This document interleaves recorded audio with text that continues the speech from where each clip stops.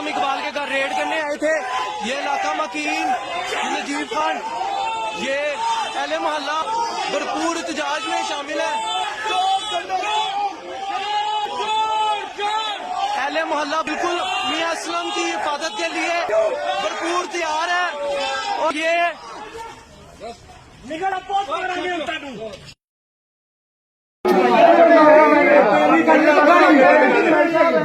करना कर दिखाओ तू देखो जी ਤੁਸੀਂ ਥੱਲੇ ਲੰਮੇ ਪਏ ਹੋ ਉੱਤੇ ਚੜਨਾ ਤੁਸੀਂ ਕਾਤਲਾਂ ਦੇ ਤੁਸੀਂ ਥੱਲੇ ਲੰਮੇ ਪਏ ਹੋਏ ਹੋ ਉਹਨਾਂ ਨੂੰ ਕਿਉਂ ਨਹੀਂ ਫੜਦੇ ਗੱਲਾਂ ਕਰਦਾ ਜੀ ਕਹਿੰਦਾ ਇਹਦੀ ਸ਼ਕਲ ਦੇਖੋ ਕਹਿੰਦਾ ਪੁਲਿਸ ਵਾਲਿਆਂ ਦੇ ਉੱਤੇ ਚੜਨਾ ਹੁੰਦਾ ਇਹਦੀ ਸ਼ਕਲ ਵੇਖੋ ਮਸਜਿਦ ਨੂੰ ਕਹਿੰਦੇ ਥੱਲੇ ਲੰਮੇ ਪਏ ਹੋਏ ਨੇ ਉਹਨਾਂ ਨੂੰ ਕਿਉਂ ਨਹੀਂ ਫੜਦੇ ਉਹਨਾਂ ਨੂੰ ਕਿਉਂ ਨਹੀਂ ਨਹੀਂ ਚੱਲੇਗੀ नहीं चलेगी हम बदलेंगे तब बदलेगा